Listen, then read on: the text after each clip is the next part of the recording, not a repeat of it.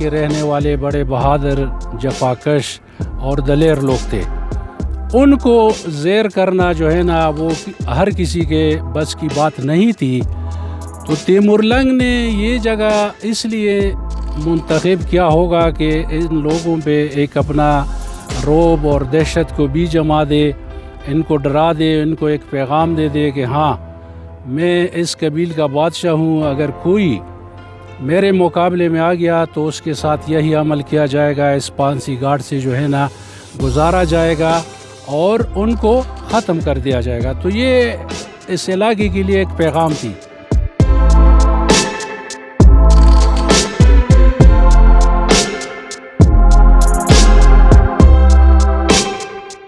ایک ایسی سرنگ بنائی گئی تھی جس میں مطلب تیز دھار آلے لگائے گئے تھے. جب اس کو یہاں سے لوگوں کو دھکیل دیتے تھے تو وہ خود بخود نیچے ہو کر کئی تیز دھار آلوں سے ٹکرا کر ان کے ٹکڑے ٹکڑے ہو جاتے تھے. اور پھر یہ جو پہاڑی کے دونوں جانب رائٹ اور لیفٹ جو برساتی نالے ہیں ان کی جو مطلب باقیات تھی وہ اس میں سے جو ہے نا پانی کے ذریعے بہا دیا جاتا تھا.